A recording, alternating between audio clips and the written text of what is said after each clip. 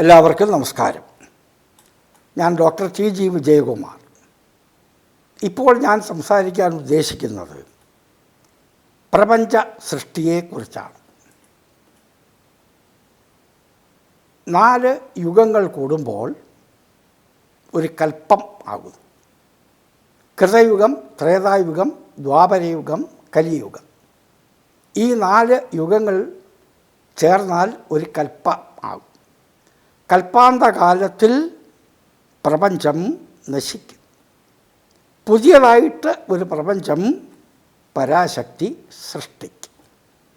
കഴിഞ്ഞ അവസരത്തിൽ പ്രപഞ്ചം നശിച്ചത് ഒരു മഹാപ്രളയത്തിലാണ്. അതിൻ്റെ പിന്നിലുള്ള കഥ ഞാൻ പറയാം. അന്ന് ഹസ്തിനപുരം ഭരിച്ചിരുന്നത് സത്യവ്രതൻ എന്ന രാജാവാണ്. അദ്ദേഹം രാജാവാണെങ്കിലും ഋഷിതുല്യമായ ജീവിതമായിരുന്നു നയിച്ചിരുന്നത്. ഒരു ദിവസം ഗംഗാനദിയിൽ കുളിച്ച് തിരിച്ച് വരുമ്പോൾ അദ്ദേഹത്തിൻ്റെ കമണ്ഡലുവിൽ ഒരു ചെറിയ മത്സ്യത്തെ കണ്ടു. അതിനെ കൊല്ലാൻ അദ്ദേഹത്തിന് മനസ്സ് വന്നില്ല. അതിനെ ചെറിയ ഒരു കിണറ്റിൽ നിക്ഷേപിച്ചു. പെട്ടെന്ന് കിണർ കവിഞ്ഞു. കുളത്തിൽ അതിനെ ആക്കി. കുളം കവിഞ്ഞു. തടാകം കവിഞ്ഞു. നദിയിൽ നദി കരകവിഞ്ഞു. സമുദ്രത്തിൽ സമുദ്രവും കരകവിഞ്ഞു. അങ്ങനെ ഈ പ്രപഞ്ചത്തിൽ ഒരു മഹാപ്രളയമുണ്ടായി. എല്ലാ ചരാചരങ്ങളും ജീവജാലങ്ങളും ആ പ്രളയത്തിൽ മുങ്ങിത്താണു.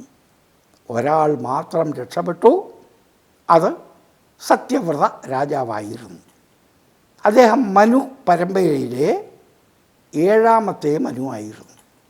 സ്വയംഭുവ മനു ആദ്യത്തെ മനു.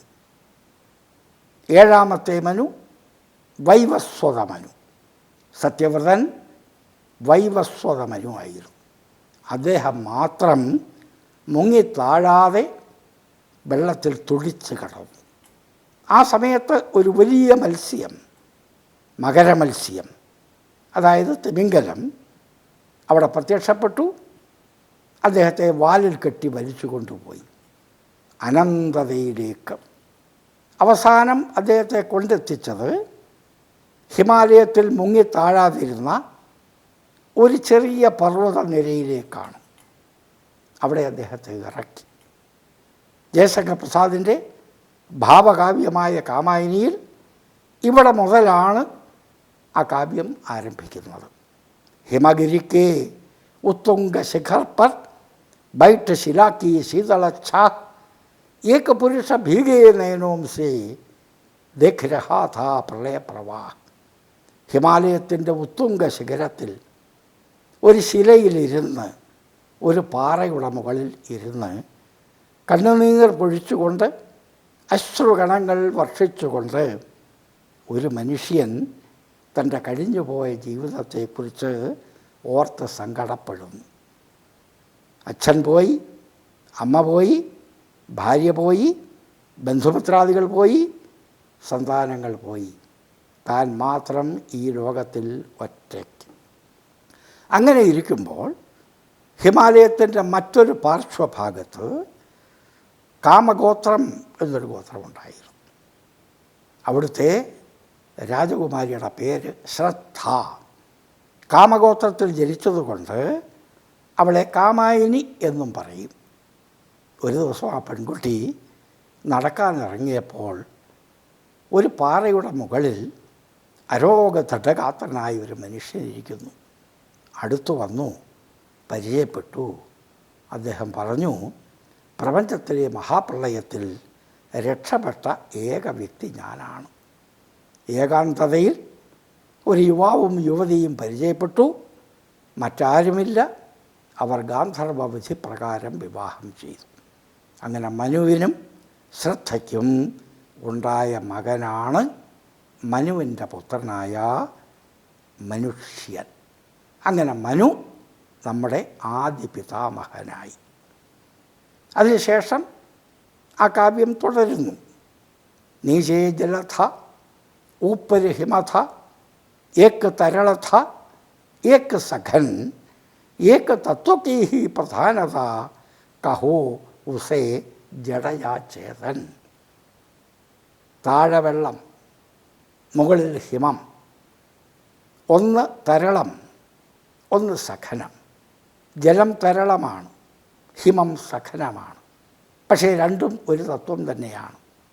വെള്ളം കുറഞ്ഞാൽ മഞ്ഞാകും, മഞ്ഞുരുകിയാൽ വെള്ളമാകും.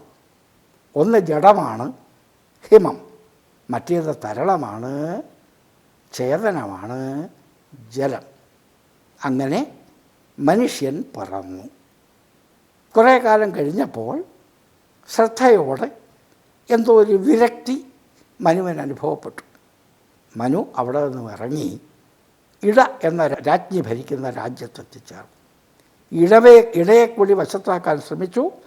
പക്ഷേ ഇടയുടെ സൈനികർ അദ്ദേഹത്തെ അടിച്ച് ഓടയിലിട്ടു.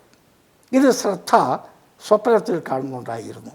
അതാണ് ഒരധ്യായം സ്വപ്നം. ശ്രദ്ധ സ്വപ്നത്തിൽ കണ്ട് തൻ്റെ ഭർത്താവിനെ അന്വേഷിച്ചിറങ്ങി. അവസാന ഓടയിൽ പരിക്കേറ്റ് വീട് കിടക്കുന്ന മനുവിനെ കണ്ടു. മരുന്നുകളൊക്കെ പുരട്ടി അദ്ദേഹത്തിൻ്റെ മുറിവുകളൊക്കെ ഉണങ്ങി. മകനെ, മനുഷ്യനെ ഇടയെ ഏൽപ്പിച്ചു. ശ്രദ്ധ മനുഷ്യൻ്റെ ഹൃദയപക്ഷം, ഇട മനുഷ്യൻ്റെ ബുദ്ധിപക്ഷം. ഹൃദയവും ബുദ്ധിയും രണ്ടും ചേർന്നെങ്കിലേ മനുഷ്യന് പൂർണ്ണത ലഭിക്കൂ. അതാണ് മനുഷ്യനെ ഇടയെ ഏൽപ്പിക്കാൻ കാരണം. അതിനുശേഷം ശ്രദ്ധയും മനുവും ശിവൻ്റെ പാദങ്ങളിൽ ലയിച്ചു ചേർന്നു. മനോഹരമായ ആ മഹാകാവ്യമാണ് കാമായനി. അതിലാണ് മനുഷ്യൻ്റെ ആദി പിതാമഹനായ മനുവിൻ്റെ ചരിത്രം വർണ്ണിക്കുന്നത്. അങ്ങനെ മനുഷ്യരുണ്ടായി, മനുഷ്യർ വീണ്ടും പെറ്റുപിരുകി. ഈ സമയത്ത് പരാശക്തി പ്രപഞ്ചകാര്യങ്ങളെക്ക് നിർവഹിക്കുന്നതിന് 3 ദേവന്മാരെ സൃഷ്ടിച്ചു. ഒരാൾ സൃഷ്ടികർത്താവ് ബ്രഹ്മാവ്, മറ്റേയാൾ പരിപാലിക്കുന്നയാൾ മഹാവിഷ്ണു, മൂന്നാമത് സംഹരിക്കുന്ന ദേവൻ ശിവൻ. പ്രപഞ്ചകാര്യങ്ങളെ മുഴുവൻ നിർവഹിക്കുന്നതിന് പരാശക്തി 3 ദേവന്മാരെ സൃഷ്ടിച്ചു. അവരാണ് ത്രിമൂർത്തികൾ, സൃഷ്ടിസ്ഥിതി സംഹാരമൂർത്തികൾ, സത്വരജസ്തമോ ഗുണപ്രധാനന്മാരായ ദേവന്മാർ, ബ്രഹ്മ വിഷ്ണു മഹേശ്വരന്മാർ.